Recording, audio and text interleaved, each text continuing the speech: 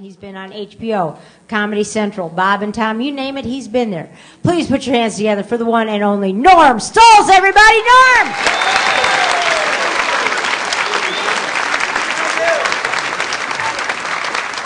Thank you very much. I just, like the rest of the guys, I travel a lot. I just got back from Miami. I flew in the other day, and I'm in the bar. Now, every airport in the world has a little bitty bar. I'm in that bar for one reason. I don't like to fly. Do you like to fly?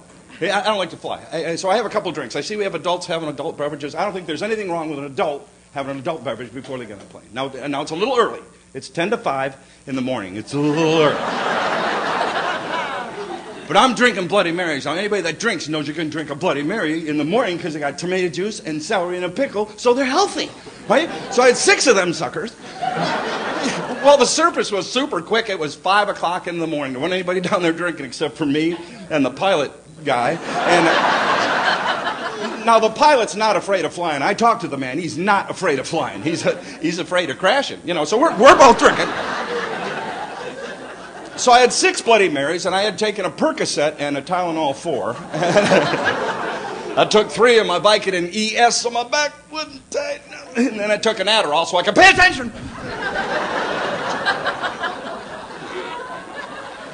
Then I took, I don't know the exact dose, I took like just a handful of Xanax, just a hand.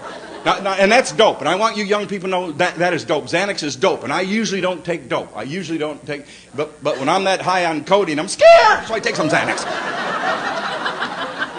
I just want to have enough drugs and alcohol in my body that if, God forbid, something happens to the airplane, I can just walk out. How's it going? How you doing? What's happening? What's safe? You better drop and roll, mister. You're on fire. I'm not kidding you.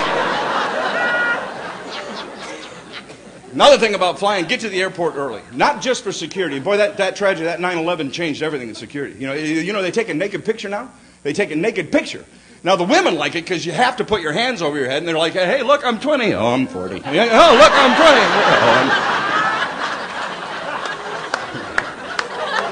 20. Take it now and leak it to Facebook. Come on, buddy. Now, you don't have to take the naked picture. You can go through the feely-uppy line.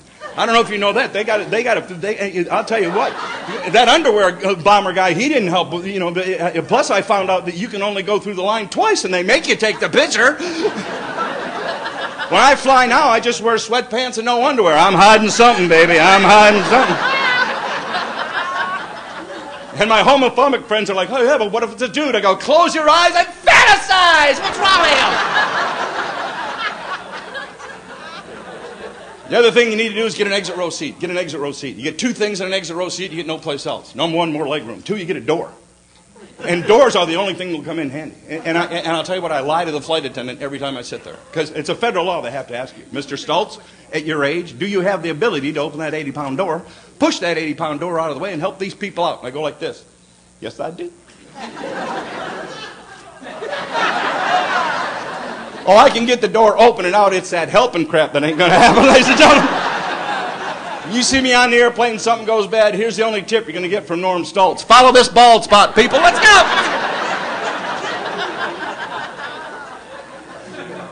Now, I'm drinking water.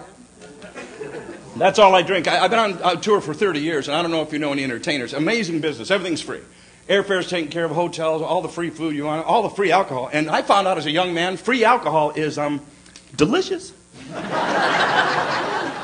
And free alcohol is difficult to turn down. Norm, you want another shot? No, I'm pretty much done. I'm not going to have any. Come on, one more shot. No, listen, I'm not, it's free. Okay. And what happens is, if you're 22, 25, 30 years old, you can drink till like 5 o'clock in the morning, get up the next day, work 12 hours, you're fine. Something happens around 40 years of age. One day you wake up and your liver just looks up and goes, hey, screw you, I quit. Oh, you can still drink. I'm just not clearing that crap out of your system. So you get liquored up, and Saturday night you're all drunk. Sunday you get up and you're like, oh. And I don't know what women do, but men, we rally. Men think we can get enough tests. I can get through this. I'm gonna take a shower. If I take a shower, I'll feel. So I'm in the shower and I'm thinking I feel better already, you know. And then about 6 minutes in, I'm thinking I should probably turn some of this crap on. Probably that would help.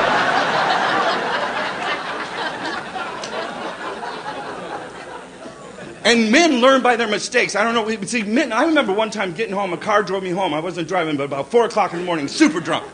And just like 3 minutes later, it was actually 8 o'clock in the morning, my wife's waking me up. Get up, Norm, get up. And I'm like, what? Is the house on fire? What's No, we got to go to a wrestling match. A wrestling match. Anybody ever been to a wrestling match? That's where you watch little Johnny wrestle for 3 minutes, and then you sit in the stands for 9 freaking hours, and then you sit and watch. I was so hungover, I went to the top of, you ever been to the top of the bleachers? The very top one where there's a brick wall and you can put your head against a cold wall.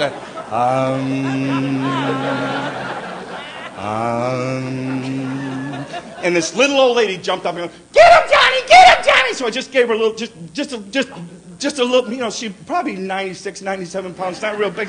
Just give her, I don't know if you've ever heard the sound of an elderly woman tossing up of aluminum steps. That echoes. And then halfway down, she started screaming, just drawing attention to herself, you know. Hair went one way, teeth went the other. Oh, my wife was so pissed off at me, because that's the second time I did that. And to her mom. I knew I wanted to stop drinking, because one night I got God drunk. Anybody ever get God drunk? You know what I'm talking about, where you don't talk to a counselor or a minister, you go right to God himself? You ever been God drunk? You ever been this drunk? Oh, God. Oh, jeez, God. I'm never drinking again, God. I'm not kidding you this time. If you can just make this a migraine and not an aneurysm, I'm all done. I'm not kidding you. Then I was in Oklahoma City. There was a little ad in the paper, Oklahoma City, for $100, a professional hypnotist. Guaranteed to have you quit drinking if you want to quit drinking. Quit smoking if you want to quit smoking. Lose weight if you had to lose weight. And if you're a nymphomaniac or nymphomaniac, it make you not want to make love anymore. My wife took that freaking course, apparently. That's not true. My wife never took a course to not want to make love to me. It came natural to her. And I'm kidding. My wife's here tonight. She tours with me. And I'm still making love once a month. And I am not screwing up October already for you people. I'll tell you that.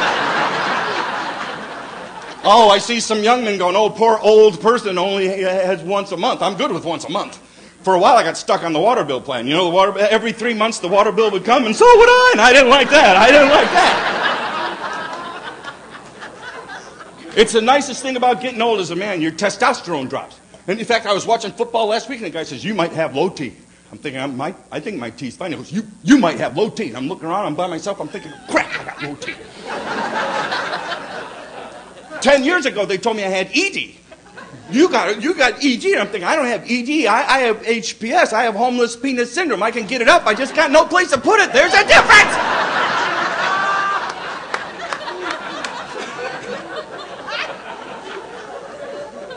You might have low T. Now, they say testosterone drops. I'm not exactly sure where it goes when it drops, but if you've ever been in a gym locker room following two 80-year-old guys, you know, it just pretty much just drops.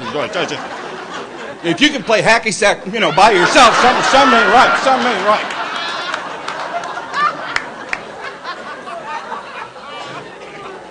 And it's not fair because women control it, guys. It's like wanting to go bowling. They own the lanes. They're either open or they're closed. Oh, you can have your shoes shined up and your balls ready to go, but if she ain't open, you ain't bowling. I don't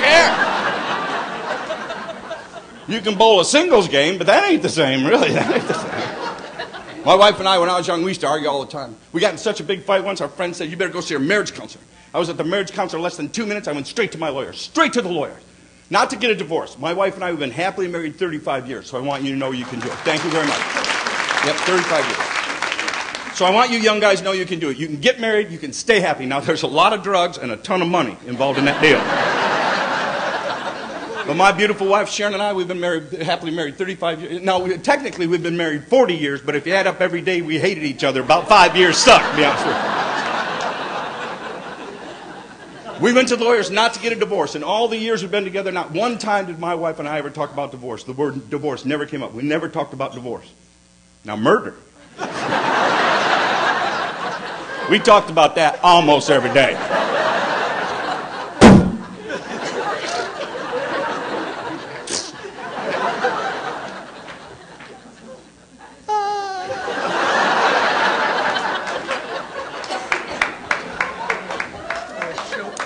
Mom just fell into the Grand Canyon. Sad face.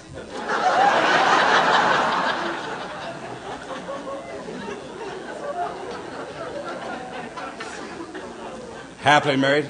My wife and I have been happily married so many years that we've actually been together since the 7th grade. That's a true story. November 8th, back in the 7th grade. We came out of the lawyers with the thing that made it all worthwhile. You know what, guys? I was in the lawyers less than 4 hours. It cost me $9,372.41. Best 10 grand I've ever spent in my life. Because when there were 4 judges involved, 9 lawyers. It's a law at my house right now. My wife and I, we go bowling on special occasions or holidays. That way we both know we're going bowling. Especially when they voted in Grandparents' Day, I was like, cha-ching, there's a freebie right there. Martin Luther King Day, I have a dream. November 8th, back in the 7th grade. I remember the date, November 8th, because it's a holiday. We have 3 beautiful children. We've been together, 3 beautiful, healthy children. And now you might be able to tell from the gray hair and the bald spot, I've made it to the next generation. I'm a grandparent. By applause, how many grandparents do we have here? I'll pardon. It's the best reason for not being dead, isn't it? And it's not just because we wind up all of their kids and give them back, which we do, don't we? What time's Mom and Dad picking you up? Dad said they'd be here around midnight, but they're coming straight from the bar. Mom's going to be super drunk and he wants to take her bowling. Oh. Well, in that case, you're going to need a Hershey bar and a Red Bull and some Coke, okay? You know what's fun? Run around the bed going, "Don't hurt mommy! Don't hurt mommy! Don't hurt mommy!" My wife and I have 4 beautiful, healthy grandchildren. We have 3 grandsons, and now we have a granddaughter. My baby girl Sarah gave birth to a female human, and they named her Chloe Marie. She's almost 5 years old now. Love of my life. My wife and I, we named our children Norm, Christopher, and Sarah. Our grandchildren are named Keegan, Connor, Chloe, and Corey. Yep, so I can have 1 glass of wine at Christmas, stand there and go, Kiku, Kikat, Ku Klux Klan. Hey, listen. Kunta Kinte, get the hell over here, whichever one you are. And the boys and girls play so differently. Little boys love to play trucks. Come on, Grandpa, let's play trucks. So we go downstairs where all the trucks are, and I found out if you're 6, 7, or 8 years old, you can bend over, grab a truck, and run. Now, I'm in my late 50s. I'm 50, 11 and a half. But anyhow, at my age, I can still bend over, and I can still run, but I can't do that at the same time without breaking a hip or using the Blue Cross card in somewhere. So I'm on my knees, and I'm knee running, and they're just running. And I don't know if you know how fast 8-year-olds are, but even if you hit them with a truck, which I found out is still illegal, don't do that. So I'm knee running, and they're just running, and they're starting to give me credit. Grandpa, you're pretty slow. I'm thinking, I'm burning through Rockports and Dockers back here, mister. You don't understand. Well, one day they put me in charge of the big hook and ladder truck, the big Tonka hook and ladder truck, and I'll tell you what, man, you better not have too much vodka or too much Vicodin in your system if they put you in charge of that hook and ladder truck. Because you're going to make snap decisions. So I'm on my knees, of course, and they don't really have a fire chief hat, so they went over to the building stuff, and one of them came back with a hard hat, yellow hard hat that happened to say Bob the Blower. Yeah, so I'm on my knees with Bob the Blower, and my wife came down with a camera, and I said, I'll kill you, bitch. You know, which is a lie. I would never tell, her knee needs replacing. I'd shoot the knee. I don't care about her knee. So I'm on my knee, and everybody, we're just chatting away, and we're pretending we're firemen, and apparently the entire Weeble village burst into flames. I don't know if one of them people were smoking crack on the second floor or what happened. We had to get, they take off running, I'm knee running. Now, it's only from here to the parking lot away, but on your knees, that's like walking to Mackinac and back. And we get there, and I don't know if we have any first responders here, but there was carnage everywhere. If you can picture that the pig weevil had crashed right into the Barbie four-wheeler. Oh, there were Kens and kitties and titties and clitties all over the highway. And I looked up on the second floor, there's a hippopotamus weevil. I'm thinking, jump, you're a weevil. You might wobble, but you won't fall down. Think about it. I grab my Ranger Rick guy and I start running up the ladder, and my oldest grandson, Corey, goes, Grandfather, like I'm stuck in some freaking Heidi movie.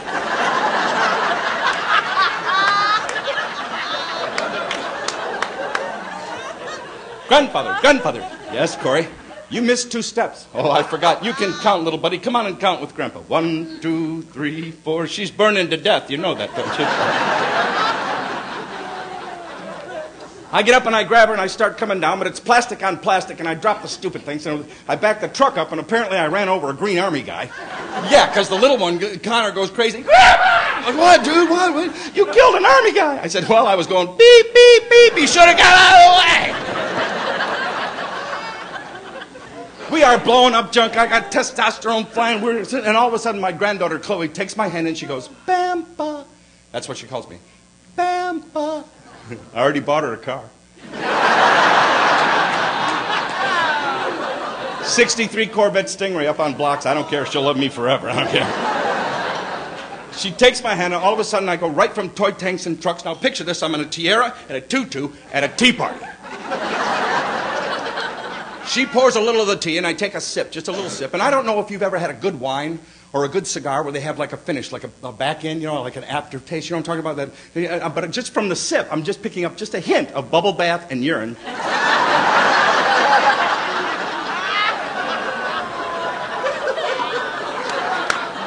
Thinking if I could get an order of kitty litter to go with this, it'd be perfect right now.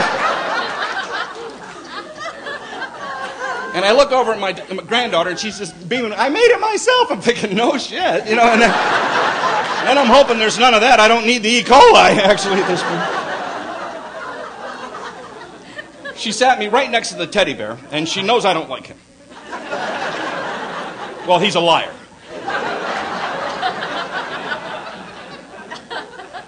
And I look over here, here's Ken and Barbie. Ken and Barbie have joined us, you know, and they're little people. They're in one chair. They're just little. See, Chloe, at her age, can take clothes, no problem, taking clothes off. Anyhow, Ken and Barbie are naked, is what I'm getting to. They're naked, and you know they're not anatomically correct, but I'm thinking, you know, looking at Barbie, thinking, man, if I had a pink magic marker, I could finish them puppies off. Just a thought I had. I didn't say nothing.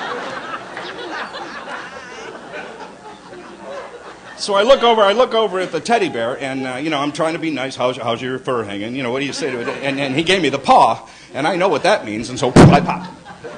Popped him! He went flying. As soon as he went flying, I realized my granddaughter's in love with this little piece of crap. She started to cry, but not that real cry, the pre-cry, where the lip goes first. You guys know what I'm talking about? Oh, no. Listen, I was talking to Teddy Bear, and he said he was so hot that if he didn't go for a flight, he was going to burst into flames. So I said, Grandma, no, you don't want to tell Grandma. This is important. I'm going to get you a new bear, okay? See that eye's all messed up. Grandma, no, don't look. Listen, Grandma, listen. There's a holiday coming. There's crap you don't understand. I'm not kidding you.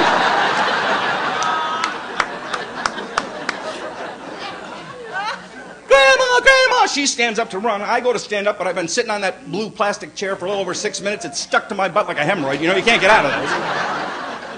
She runs around, goes back. All the grandsons are yelling and screaming. They all yell, Grandma! All 4 kids are yelling, Grandma, Grandma! From way at the top of the steps, way in the kitchen, over all the mess, I hear this. We're not going bowling for Christmas.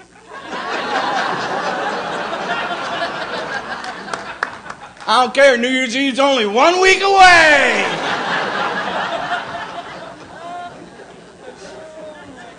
Now, you look like you're happily married. Are you happily married? You're a happily married man? Is this your beautiful wife right here? How long have you been married, ma'am? Because he won't know. Only 5 years? You've been married 5 years? Does she collect things? Let me ask you a question. I don't know if you heard of this. You ever heard of a thing called a precious moment? Girls, aren't those the most gorgeous little person dolls?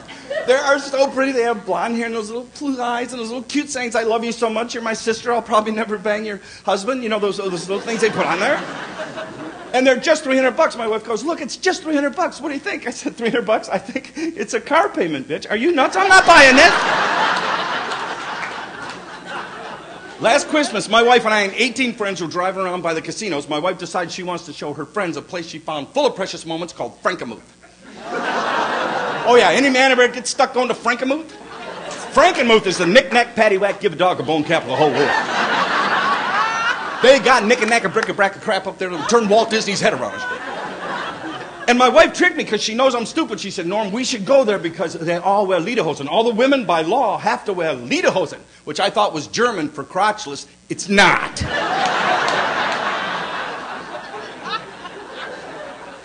We get up to my wife's favorite corner store. It's about the size of this stage. If you can picture 20 people I know up here, 10 people I don't know, 3 kids I don't like, and a little dog in the corner. We walk in for the first time in weeks. My wife gets orgasmic.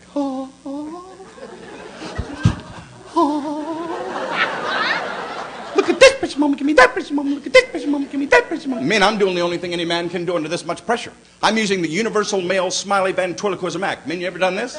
You're not getting any of that crap, I'll tell you that. Because they're $300 fucking dollars. You're not getting a dollar $300. No, we can go doling right here. You're not going to have one of those dolls, I'll tell you that. Here's what complicated my day. Before we left Detroit, everybody was hungry, and they all voted on Chinese food. Now, I hate Chinese food. I was in Kansas a couple weeks ago, and Twitter blew up, and my Facebook went nuts because I hate the Chinese people. I love the Chinese people. I love all the little lead toys they send over and crap. I don't care. I just don't like Chinese food, because if you've ever been to a real restaurant, they'll do stuff like, oh, you all done? Okay, very much. Oh, here you go. All ready for you. You know,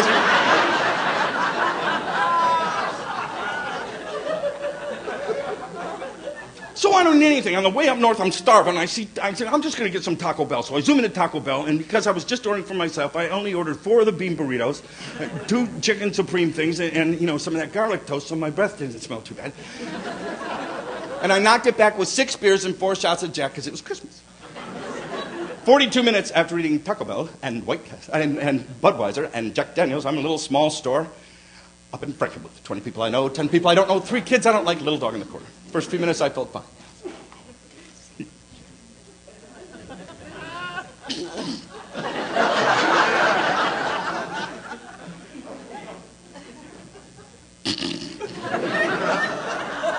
There's a chemical reaction going on in my stomach that Bill Nye, the science guy, wouldn't be able to figure out.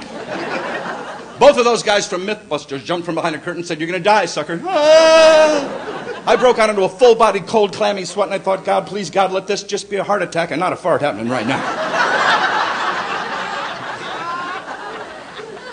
Because I know if I drop dead from a heart attack, my wife's going to feel pretty bad for quite a while. But I'll tell you what, boys, if I float any kind of a biscuit, I'm not going to need my bowling equipment for a long, long, long, long time. So I'm thinking I'm going to have to stifle this right here, right now. So I did the first thing all men are trained to do. I did the Marine maneuver. Ladies, you familiar with the Marine? You ever seen your man suddenly, for no reason, snap to attention and lock everything up?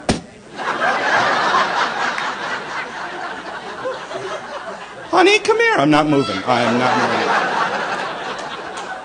moving. I want you to see this. I can see it, sweetheart. It's really pretty. It's behind you, moron. I'm looking in the mirror, baby. Leave me alone for a minute. Your body becomes a defense system. Left brain, this is the sphincter. We are shut down. We are shut down. This is not a test. We're at DEFCON 5. We're up to 9,700 PSI. If this thing goes, we're going to be blowing crap off the bottom 3 shells back there.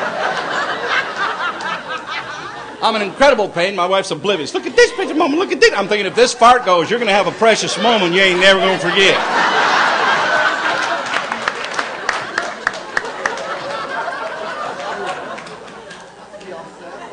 Then I got that Wednesday feeling, that hump day feeling, that I am going to make it feeling.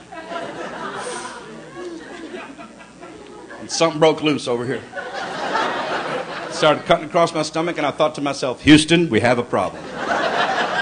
No doubt in my mind, the next few seconds, we're going to have a gaseous exchange. Men, you're going to have to do, you know what I'm going to do, boys? You know what I have to do? I'm going to have to use the SSM, the step spread maneuver. Ladies, if you're not familiar with the step spread maneuver, this is where a man will pretend to reach for something. He'll take a sideways step with an attempt to spread the cheeks of his butt like a sumo wrestler.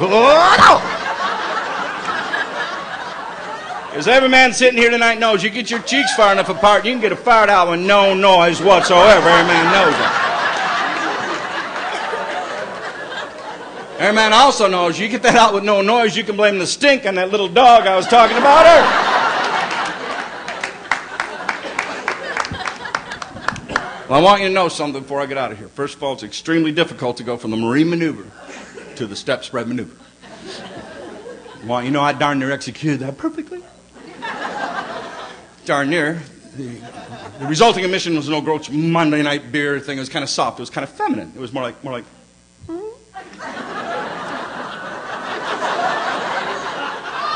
I put it. But my wife was too close to let. I cannot believe you just talked. You fart in church, Rick's had a quarrel off. You don't care what you finish. You'll fart in an elevator. You jump off and people look at me. I poop my pants. I have never farted in front of you. You You hear me fart in the car.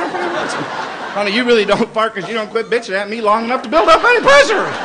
Thank you for your support. Have a great night. Good night.